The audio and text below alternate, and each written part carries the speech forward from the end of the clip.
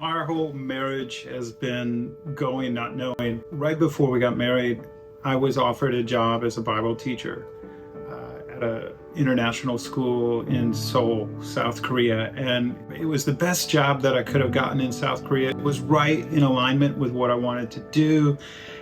And I just felt like God said, no, don't take it. And I didn't know why. I just knew he was saying, don't accept it. And it didn't make any sense because my friends were praying, my church was praying that I would get this job. It was the perfect job for me. But the night before they offered me the job, I just lost my peace. Next morning, the principal called me and said, we want to offer you the job. And then I said, can I just have some time to pray about it? And as I prayed, I felt like God was saying, don't take it. And I didn't know why. I didn't know what I was going to do. I just knew I wasn't supposed to take this job. Shortly after that, I felt like God was telling me to go to seminary with Bo. And so I was like, awesome. Now, I didn't know what it was going to take for us to get married. How did I know that we should get married before seminary? It was only after I prayed and I felt the Lord speaking to my heart and really just making it clear that we should get married first, which was different from what I had thought. I thought we should wait longer and just take our time and build up to marriage, but the Lord spoke to my heart and he also gave me peace about it. So I knew it was the right thing and I didn't have to be afraid. We really didn't have much on our own at all. We had a lot of support from my parents.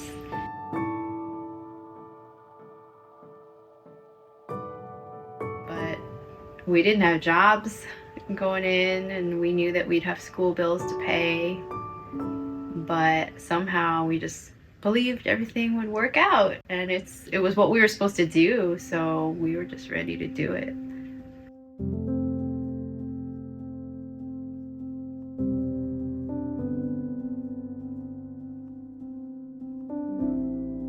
After about 2 years at Gordon, I began to sense that God was saying, go back to Korea. I first brought it up to Bo, and she was like not wanting to go at all. The first time Peter said he thought he wanted us to go back to Korea, I felt a cloud over me, and the response in me was no, I don't want to go back to Korea. We're moving on. And so I didn't want to go back. And so I had to be like, Lord, you got to tell her if you want us to go, because she's not listening to me about it. She doesn't want to talk about it. There was one afternoon that I just took some time to pray, and I went out for a run around the lake in Wakefield where we lived, and I just asked God, do you want us to go back? Would you show me that you want us to go back if that's really what you want? Would you show me what would be good about that? And as I was just on my run and listening, I felt like I had this clear response from God that he wanted us to start a family, and he wanted me to have a baby and be pregnant, and the thought of that just gave me so much joy all of a sudden. And I hadn't thought about trying to have a baby before that point, but when he spoke to me about it, I just got so excited, and then I just had joy. I had joy about going back to Korea. Once we decided and we knew for sure that God was calling us to go to South Korea, we stayed at my parents' while we started looking for jobs, and our plan was to apply, and we expected it wouldn't take long. We spent a few months applying to jobs and nothing was working out, and we were starting to get discouraged and didn't know what to do. And then finally my mom just said, I will buy you one-way tickets, so go, and if it doesn't work out, just come back. And so we thought, okay, we'll just try it. And we don't know what's going to happen, but at least we should go. And if we believe God's calling us, we should go and do what we can. And so that's what we did. And the idea was I would go there, go to seminary in Seoul, and we'd both work and we'd do what God was calling us to do. I had this sense that God wanted me to be a pastor there, but I didn't know how that was going to work out. When we first got to Korea that time, we didn't have jobs, but we did have a friend who let us stay in a spare bedroom in his place. So we had a place to sleep and we had our bags. It was only after we got there that I was able to connect with a friend who could help me get a job. A little bit later, I got a job, and so we had to borrow money for the deposit for the apartment, and we had a cardboard box for a dinner table, a bed, and the most uncomfortable futon we've ever had. We worked. And then I was asked to guest preach at this church, and I went and guest preached, took Bo and I out for dinner afterward. The guy who took me out said, "We want to ask you to be our pastor." And I was internally going, no, I want to go back home. And we prayed about it and felt like God was sending us to Incheon. And we didn't know why we were going there, but we just knew that God was calling us. And so we went, and we were there for about 5 years. And it was challenging, it was good, all wrapped up in one. And then God began to stir us that it was time to leave. What I remember about leaving Korea is all of the time we had spent praying leading up to the time that we left, and trying to discern when was the right time to go, and wanting to do it in the way that God wanted us to. So I just remember a lot of prayer, and then it kind of happened unexpectedly, but we got confirmation that it was the right time. When we were leaving South Korea, we had 3 small children, and we didn't have anything lined up next in terms of jobs or income, but we knew that it was time to come back. And I wasn't nervous when we left Korea because I was so tired at the time. I know physically and mentally and emotionally I was really worn out. And so I wasn't worried. I just knew that whatever we were coming into, that God would give us rest, and that's what I needed.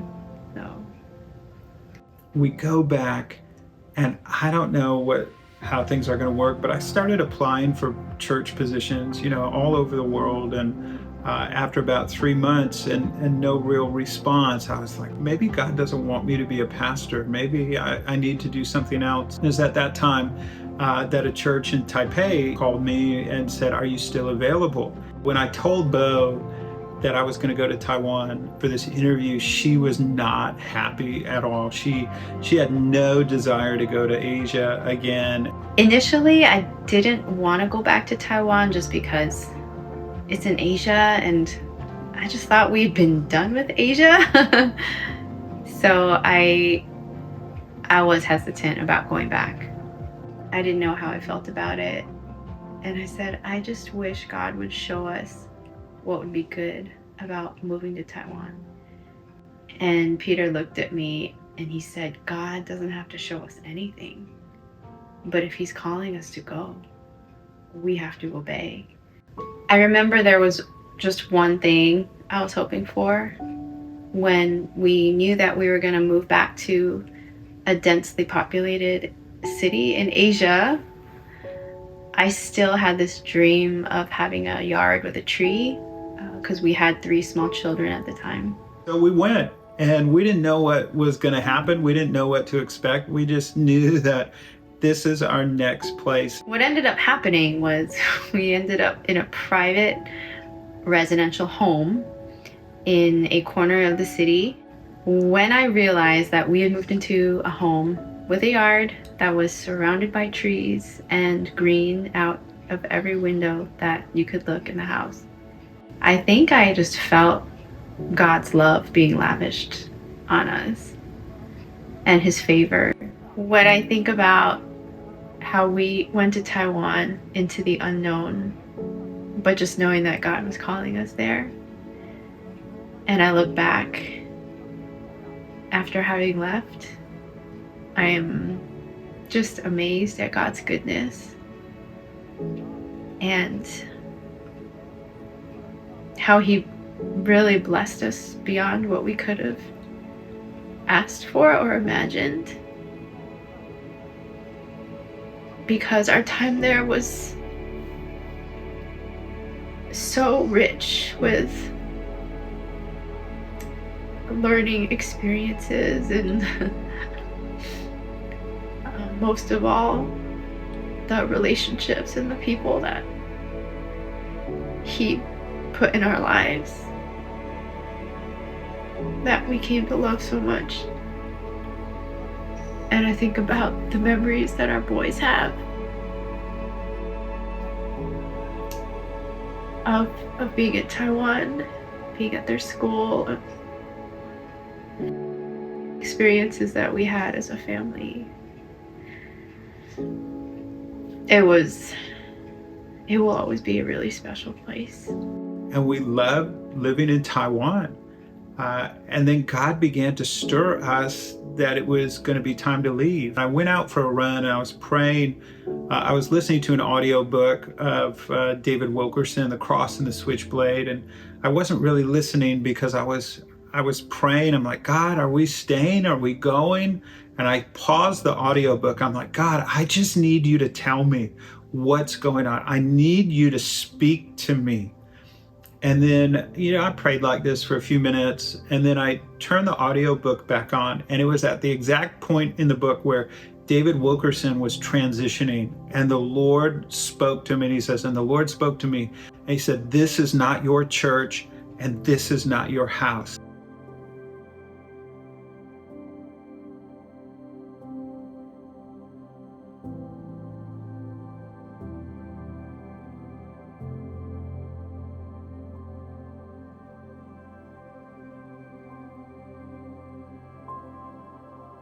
So I felt like God was preparing me through that, hearing that.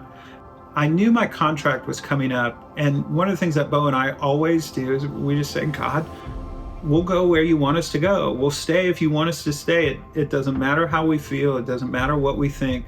We want to be obedient to you. And we want to go wherever in the world you want us.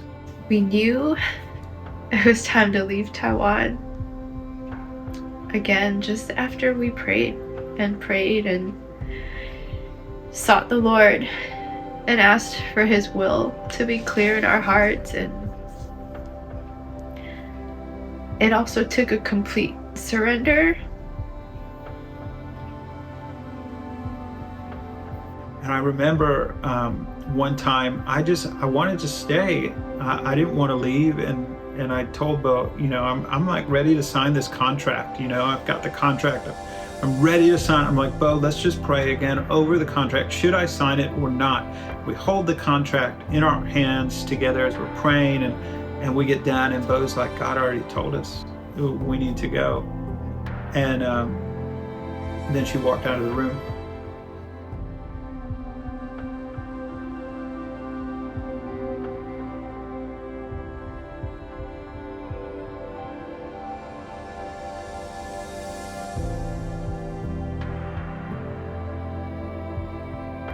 Saying, Lord, we love so much about this place, but wherever you call us to go, we'll go, and if you call us to stay, we'll stay. And saying that again and again. And after saying that again and again, that's when He was able to show us and give us the peace of the Lord once again, that He was calling us to go.